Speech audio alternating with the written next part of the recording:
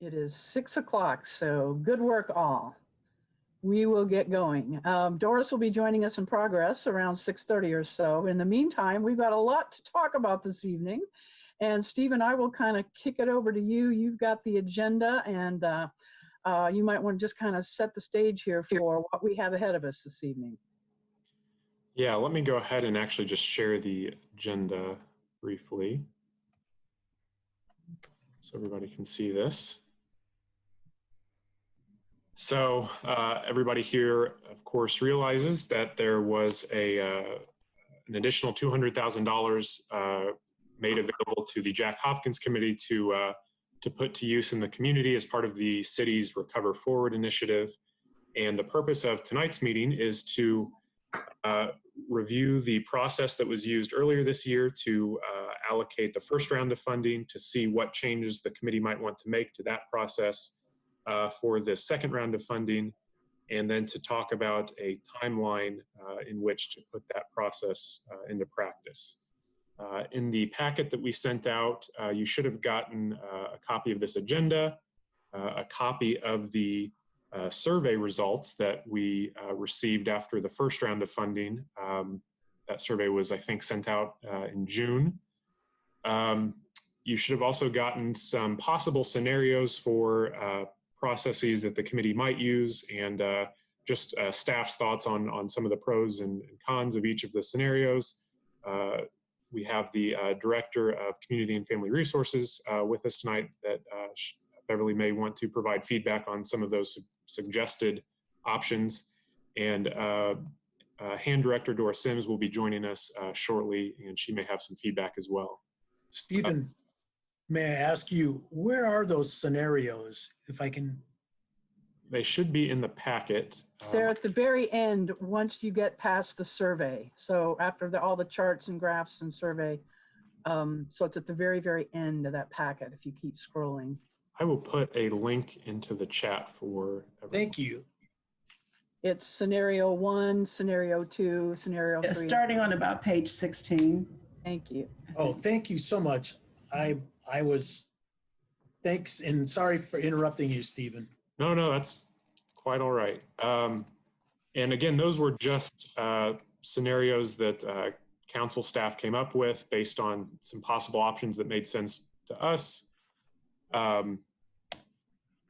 And those certainly aren't the only options. And just even before the committee meeting started, committee member Sandberg and I were discussing other ways that we might shorten the timeline. One of the considerations is getting funding agreements in place before the end of the year so that we can get the funds encumbered this year. Depending on what options the committee goes with, it's possible the funds may not be available to these agencies until November or December, and that would be a very short window to try to spend those down before the end of the year. There is a process by which we can encumber the funds and they can roll over to next year.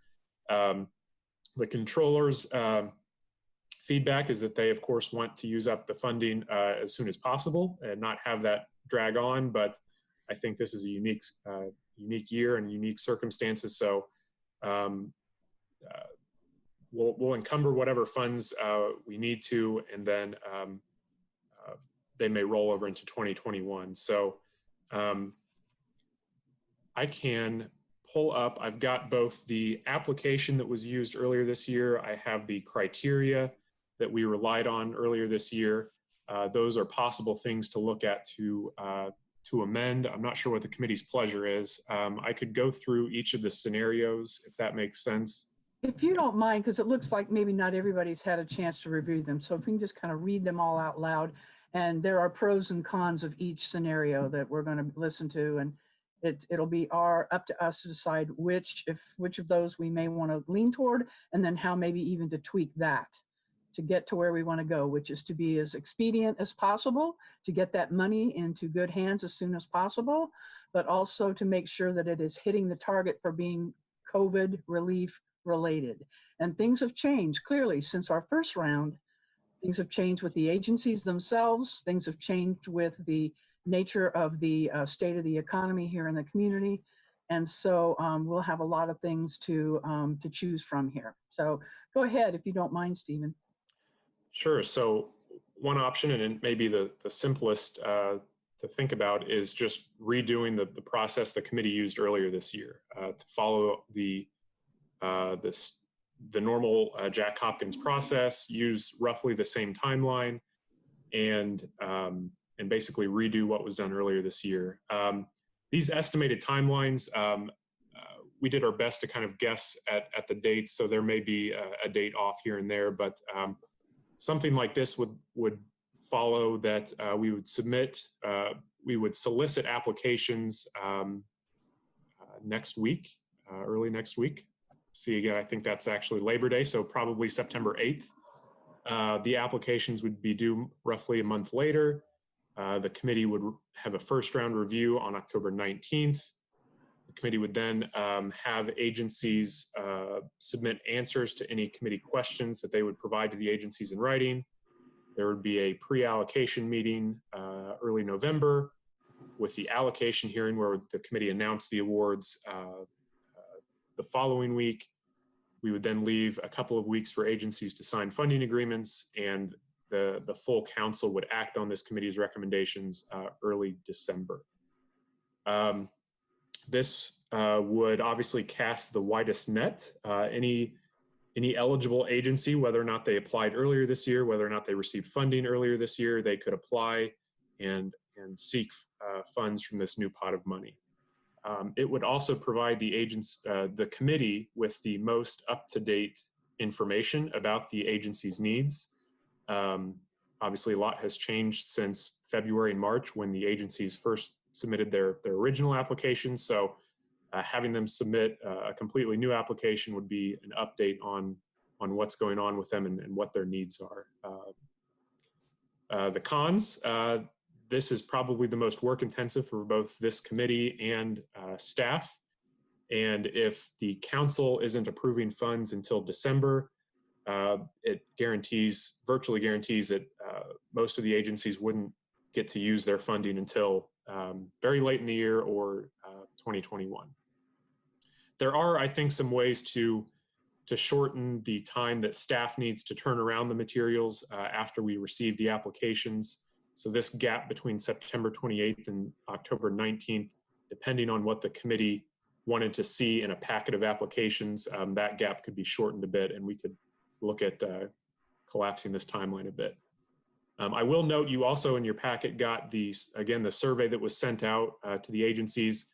There was pretty positive feedback. Again, I don't know that this is universal, but there was pretty positive feedback from agencies on not having presentations in front of this committee and having the committee provide questions in writing that the agencies then responded to. I think a pretty common theme on suggestions where the committee could have done better is moving faster. I saw that as a common theme throughout the survey as well. So before I move on to the second scenario, are there any questions about this option? And again, these four options are not the only four options. These were just four starting talking points. Why don't we just go through all four and then we'll have a robust discussion? Sure. So another suggestion that we had heard and we tried to lay out here is to essentially fund the unfunded portions of the requests that the committee got earlier this year. The committee granted awards to 24 different agencies, 14 of which were partial awards. And that amount that was left unfunded of the funded agencies came in at just under $200,000, which is obviously very close to what this committee now has available to it. So one suggestion was to simply fund those unfunded portions with the new money. The rationale there would be that these were agencies that made it through the committee's first round of review. These were requests that the committee felt were eligible for Jack Hopkins funding, and in many cases it was simply a lack of available funding that led to these requests not being funded. This would certainly be a quick option. It would get money out into the community very quickly, and it would fund agencies that, like I mentioned, were previously vetted and found to fit the Jack Hopkins criteria. Some of the potential downsides to this option would be that these funds or these projects, these proposals, were not necessarily the most pressing need when the committee was looking at the requests back earlier in the year. So these didn't rise to the top of the list. In fact, I think some of the projects were, while they met the Jack Hopkins criteria, the committee might have felt that even if it had available funding, the committee might not have wanted to fund particular projects. And this also runs the risk of relying on outdated information. A lot has changed since earlier in the year, and committees may have found other funding sources for these needs. They may not have, they may think that whatever they've proposed is no longer the most pressing need for their agency. So it runs the risk of relying on old information.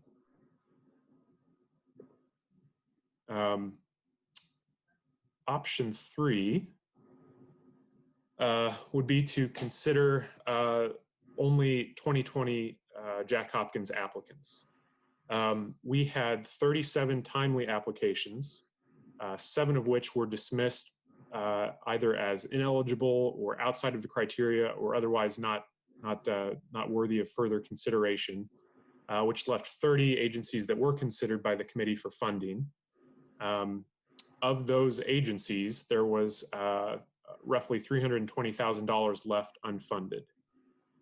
So another option, and again, I don't know that this is unique to this particular scenario, but one option would be to create a shortened version of the original application and use that shortened version to essentially get an update from the agency of what their current needs are and how things have changed since earlier in the year.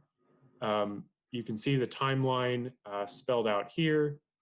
I don't know that I need to go through that, but this scenario would, in theory, allow the full council to act on funding recommendations by mid to late October. Again, some of the pros, these agencies were already vetted and there would be shorter applications with this process. We would get more up-to-date information than simply relying on their past applications, and agencies would get funding earlier in the year. Again, some of the drawbacks, not all agencies in the community would be considered. We had a couple of agencies that during the first round barely missed the deadline to submit applications. We may have other agencies that just didn't apply for one reason or the other that might be worthy of consideration this year. So this option, where you limit the pool of applicants, might not capture the most pressing needs in the community, might limit the committee's options. So scenario 4 here is kind of a hybrid approach between the full process and a shortened process. So this process would essentially require any new applicant that didn't apply earlier in the year to complete the full application. Any applicants that had already applied earlier in the year would receive essentially a shortened application to give us an update, what has changed since they submitted their first application. Do they still want funding for the same projects? Have their priorities shifted? And it would essentially reduce the amount of paperwork that staff had to process, that the committee had to look through and review, and would, again, in theory, shorten the timeline. This option would be open to all agencies, whether or not they had applied before. It would just affect what form they had to fill out to request funding from this new pot of money. Again, in theory, it would reduce the amount of paperwork, so it would shorten the amount of time the committee would need to act, and it would, again, in theory, put money into the hands of these agencies a bit earlier this year, though even November 18th wouldn't be much time to spend the money before the end of the year. I think there'd be some rollover into next year, depending on the project.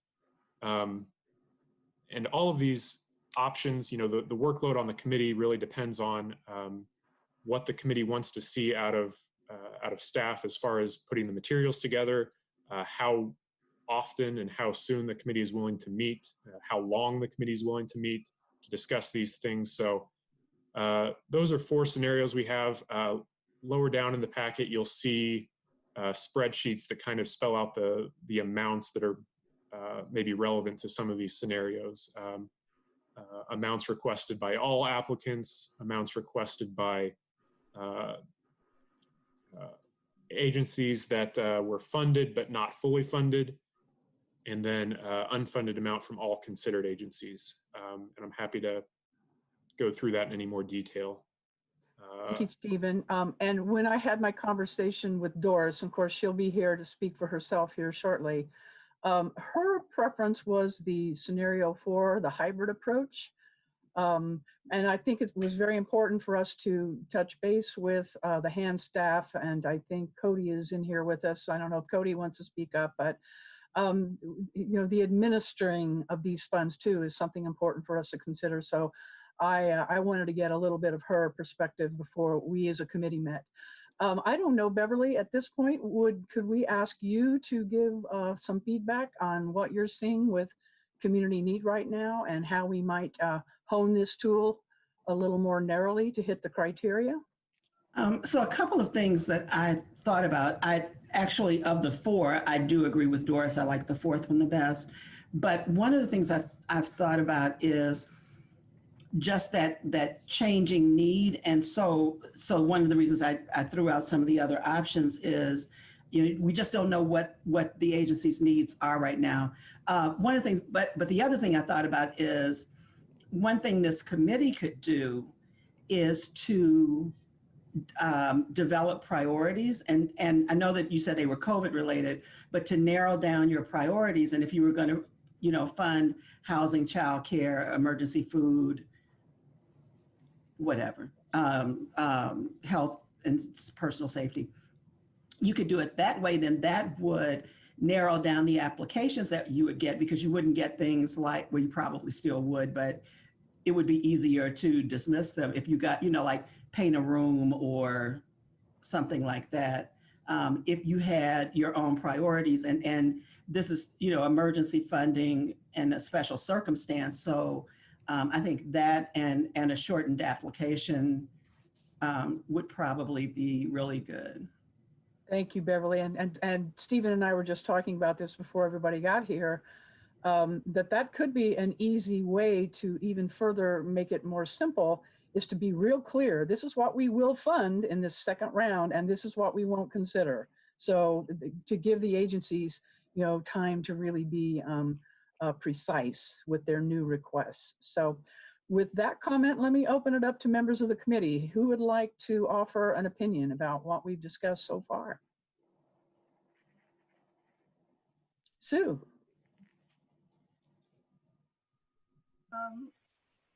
The short answer is 4 is good. The longer and more intelligent comment, actually, I would be inclined to rule out any options that don't allow us to cast a broader net, that simply look to the earlier pool that we saw this year. Too much is changing this year, and too much is changing rapidly. So I think it is critical to open this back up to a range of agencies. So I would encourage us to eliminate options that limit us to the 2020 pool. So I'll start there. Okay, very good. Thank you. Mark. Yeah, well, it's kind of, this is a somewhat contradictory, but actually quite complementary suggestion. This is because I was actually thinking about ruling out those that don't disperse funds within this year. And so I think that if we ruled out both of our criteria, we're pretty much left with 4 as the main option. I do think that getting funds out is actually pretty important in my opinion, but I do agree the ability to cast a wide net is a very important consideration. And I think the hybrid approach, while it's, nothing's perfect, I think it does minimize the worst of all the potential downfalls while getting at getting at to the heart of what this committee does. Thank you. Anybody else? Matt? Sure, thanks. I'm sorry I went off video there. I was eating dinner, but I already had pretty strong feelings that 4 was the best approach. That we don't want to, for similar reasons that have already been articulated. So I won't go into detail.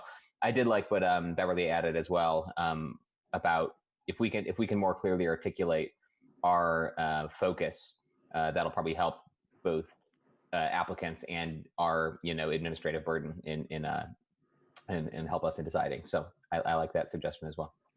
Great, thank you. Ron? Thank you. Yeah, I number 4 looks great, and I don't really want to restrict the people applying since needs have changed so much.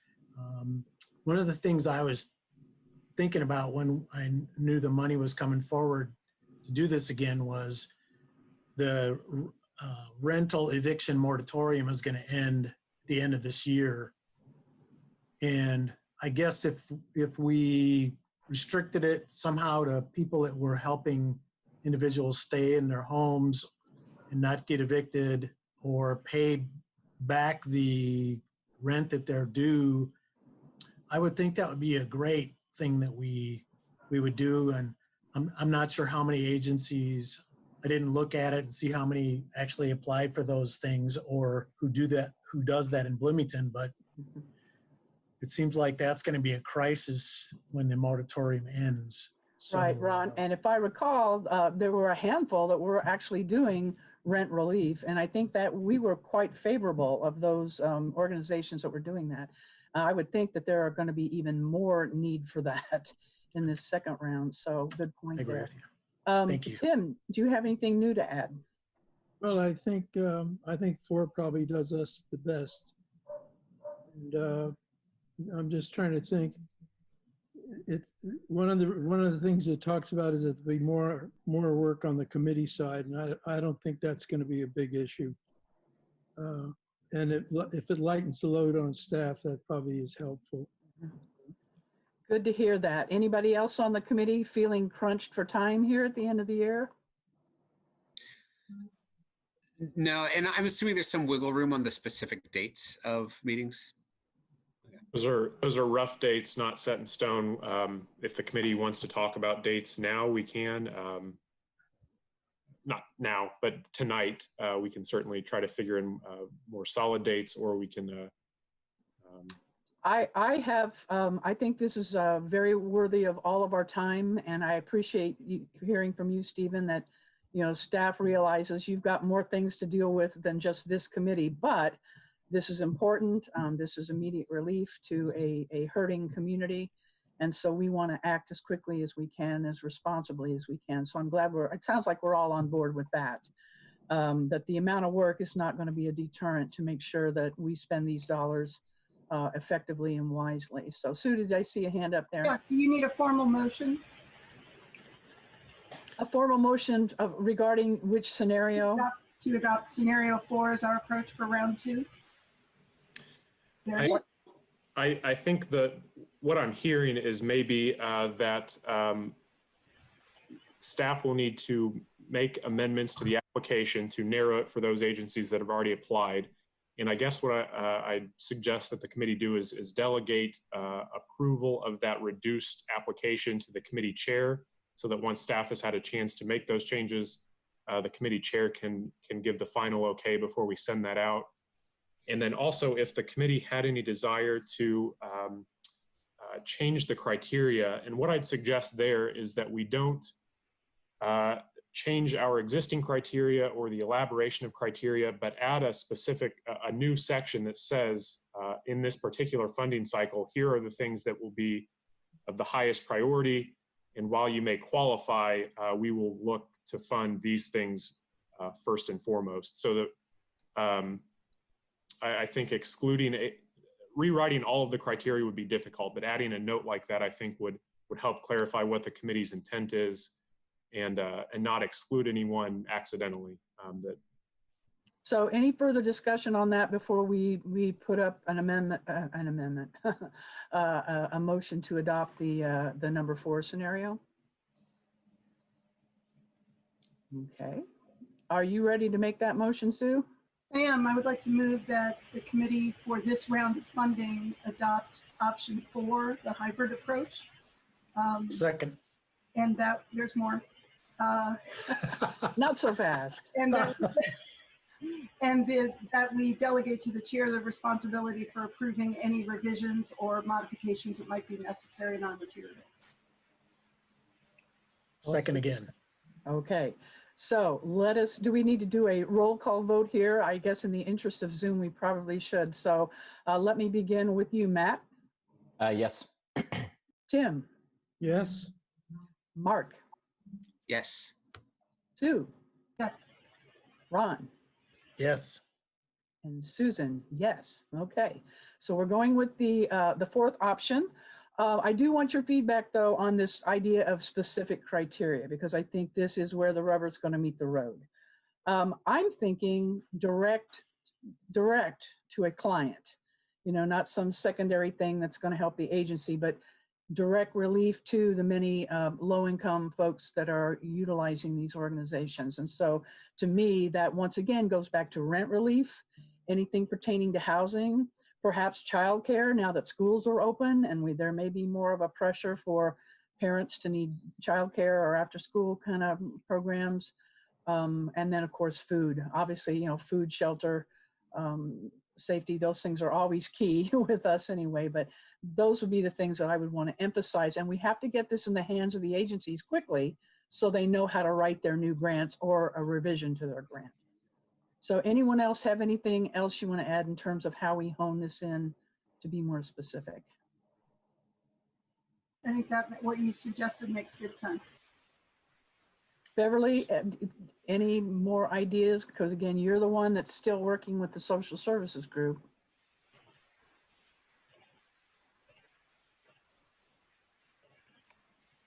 You're muted, Beverly. Sorry about that. Okay, yeah, Stephen didn't want me to talk. Yeah, no, I think that's a good idea. But if you're thinking about food and you're thinking about direct to the client, it's not so it means that the food is going to the client, not necessarily a check to buy food or something like that, but that the food is going to the client or it's helping to subsidize childcare for a client. That was just my idea. I'm Yeah. certainly throwing it out there to the rest of the committee on how to be more precise in our language there. Yeah, I could see that. I mean, I could also see somebody asking for something for PPE or something like that. But yeah, that makes sense. Right. But Yeah. I mean, like something like a piece of equipment that, Mhm. I'm thinking more in terms of, I mean, this is relief that we're talking about here. Right. And when we think of all the people who have lost jobs, government, help is kind of shrinking as we speak. Yeah. How can we put the aid directly into people's hands as opposed to some sort of secondary benefit they Yeah. might get from it? And I don't know how to word that or how specific we want to be, or because it's still, up to the will of the committee to take a look at what comes in by way of new applications and decide what our priorities are. But we need to kind of know what they are in advance and give them as much heads up as possible as to what will be more competitive. Yeah. So if you said something like it would benefit direct client services or something like that, as opposed to something with the structure or equipment for the agency. Right. I agree. Yep. Would we consider we wouldn't consider any salaries or operational or? Well, you may need that to administer the program. If you have a situation where you're distributing food, like Mother Hubbard's Cupboard, for example, they need staff to facilitate their food distribution. That may be considered, I think. Okay. So I'm going to push back on Tim just a little bit, which I've never done before. But if you, so this money is unexpected. It wasn't coming. And so staff should already be in place. True. So even if there's an increase in the need to to distribute, I mean, shouldn't the staff already be there? Especially if we're trying to get it to them by the end of the year. If it's going into the next year, that might be something different. I accept that. Yeah, and their ability to spend this down quickly too. That might be Yeah. a part of the criteria. Mhm. Don't ask for something that you're not going to be able to encumber right away and get into the hands of our residents. So are we going to require them to spend it down by the end of the year or just receive it before the end of the Or year? within a reasonable time parameter. So and this is where Doris or Cody might be useful. The agencies that received funding earlier this year have until early December to spend the funds unless they're granted an extension by the director of hand. That extension runs through March of next year. I don't know what time frame this committee might want to put on use of funds awarded in November. Certainly, for hand, it might be easiest to have a similar, deadline by March, although that gives agencies, maybe 3 or 4 months to spend funds. Can we unmute Cody real quick? I see him in the room and I don't see Doris yet. Cody, do you have something to offer by way of how HAND could facilitate this new timeline? Well, Doris and I talked about it a little bit today, and she was talking more if we paced it out a little bit more, like to where I think if they got the funding in December, we had it ready, that would give them the usual time frame, but it would basically extend into June of next year. And if they got an extension, then to around the same time next year. But and I kind of like that idea because if some of these agencies are actually getting additional funding, it's not to say they couldn't use it right now, but it gives them a little more time to work with. On the extensions, do we put a timeline on that or not? Do we leave that open-ended? I think it's roughly 3 months. I think they get we were considering a similar thing, although depending, I guess, on what they're using it for, they probably wouldn't need one, but consider the same time frame. Stephen, you're nodding your head. So agencies this year received funding roughly in June or July, and then they had about 6 months to spend that unless they got an extension till March of next year, which is approximately 9 months. So if the committee wanted a similar time for agencies to use funds, you'll note in the survey a few agencies mentioned that makes it difficult on them to use up funding. And again, it depends on what they're using it for. If it's a one-time equipment purchase, that should be pretty simple to do within whatever time frame they have. But if it's ongoing operational expenses, then it's a little harder. I will note, while we're on the subject of criteria, there's a difference between telling agencies that they're eligible to apply for certain things and then communicating to the agencies what the committee will prioritize. And my suggestion is not to tell agencies that they're not eligible to apply for anything that is kind of this more narrow focus, but just communicate that the committee will prioritize these kind of COVID-related priorities, so that you're still allowing them to apply, but making it clear what you intend to prioritize. Does that sound good to everybody in the committee? Anyone else have another opinion? To keep the language somewhat open for flexibility, but yet also give them an indication of what this body may indeed prioritize when we take a look at them all. Now, do we need to get specific about that? Again, I think I heard from Beverly, perhaps not. Just our preference would be to get dollars into the hands of clients in the most direct fashion.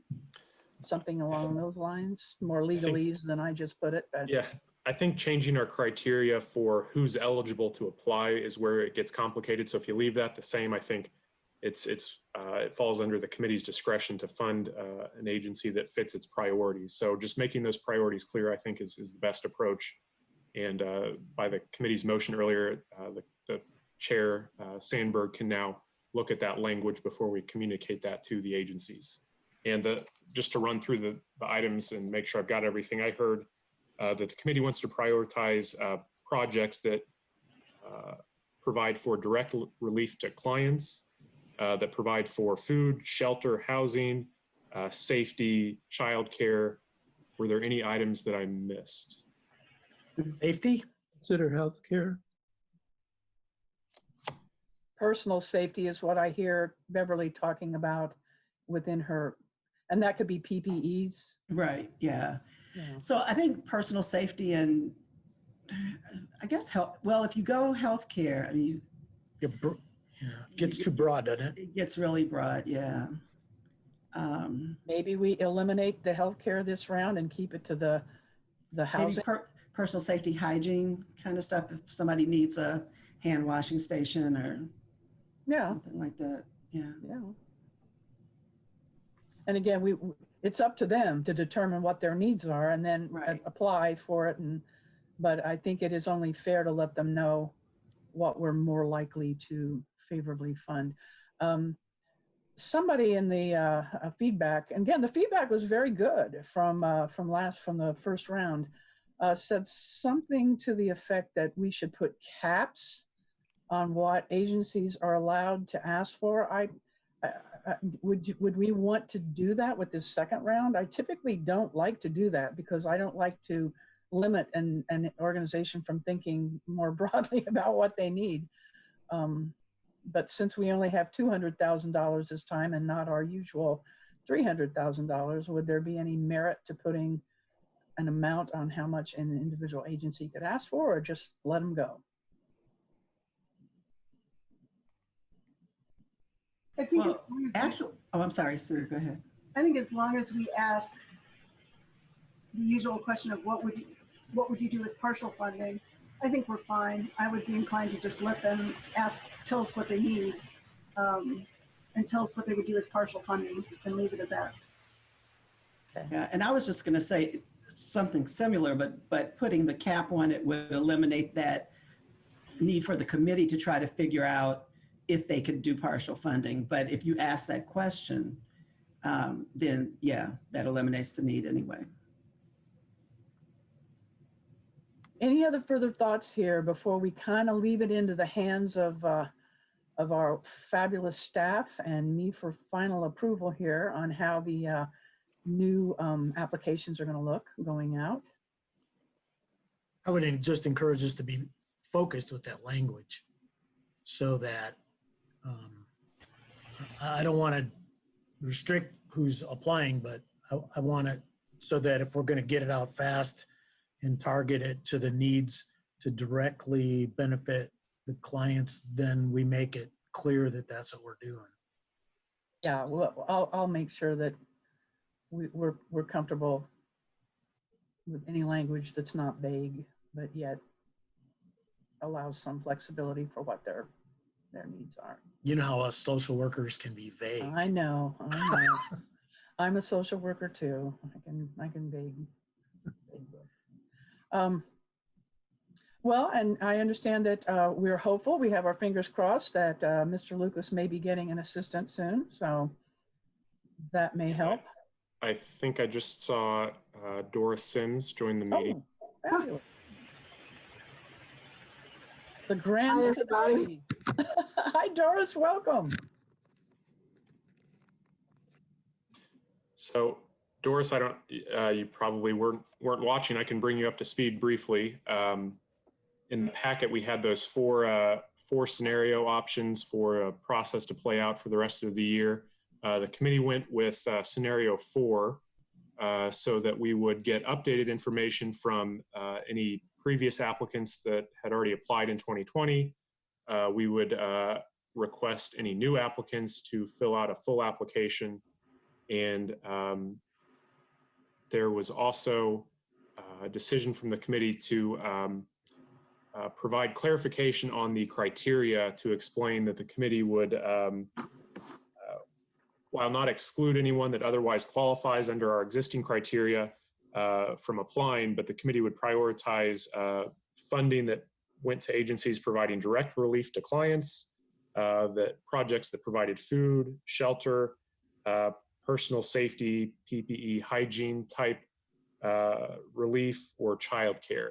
I think we had taken healthcare out of that list. Anybody can correct me if I'm wrong. So I think the plan is that staff will work to make changes to the application and to add language that explains this criteria for this year. The timeline is something we hadn't quite finalized. There was a suggested timeline in the scenario options, but we may want to visit that and make sure that works for everyone.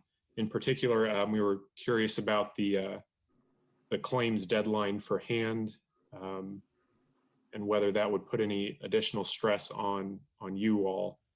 So under scenario 4, we were looking at the council acting by November 18th, approximately, for funding. And that means if agencies had the typical 6 months for use of funds, that would put them, May or June of, probably closer to May of next year. Okay, so Stephen, as I think I sent it to Becky, because as long as the controller's office requires that we have everything in place if we're going to encumber money. Remember, Jeff had emailed the conversation back and forth. And so we need to really let them know. So I think having the November 18th date would be fine. And then I talked to Cody in my office because we wondered if you were still going to do the same 6-month time frame that you do for the normal Jack Hopkins process. Keeping in mind that by the time we wrap this one up, we'll be actually starting the regular Jack Hopkins process. Yeah. We'll be in great shape by that time. We'll be a well-oiled machine. I hope so. I guess that's the question. If the funds weren't made available until November, I think, yes, it would work with the controller's office. We could encumber those funds and shouldn't be a problem. But I didn't know if extending the claims deadline essentially 6 months from that date would be a problem for your office. No, so that would be fine. Okay. Now before we adjourn, let's take one more look at that timeline from the members of the committee. Do we need to tweak any of those dates for anybody's personal calendars, if you've got those up? And let me pull that up. Sorry, give me a second. Sure. Stephen, if you have any further concerns about this particular calendar. So application solicitations would go out Wednesday of next week. That's to give us, I think, an extra day to make changes to the materials.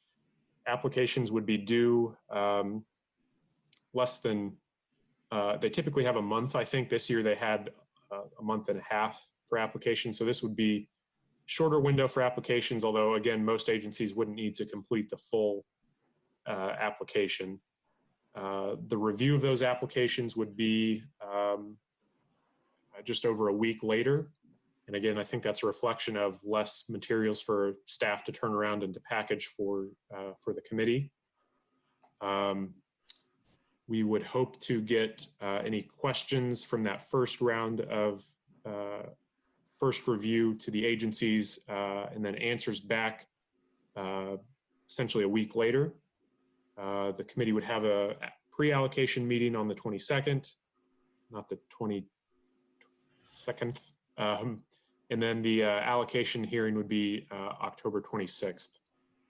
We would try to get funding agreements signed between that allocation hearing and the November 18th council meeting. And I'm just pulling up a separate calendar to make sure everything looks okay.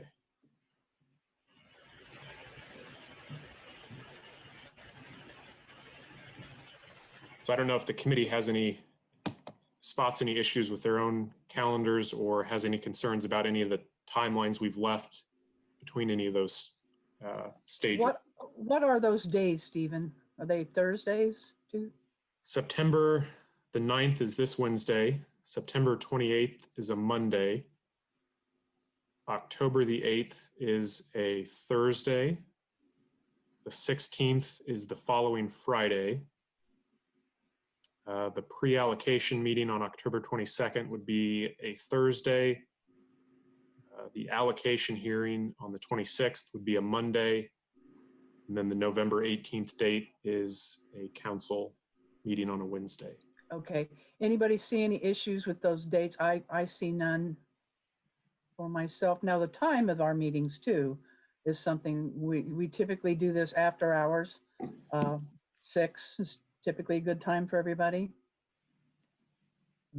The one date that's difficult for me is the 8th of October. Okay.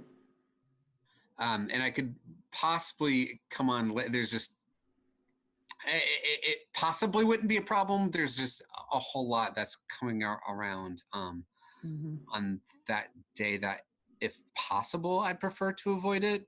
But what about the 9th? That works for me. Anybody else have an issue with the 9th?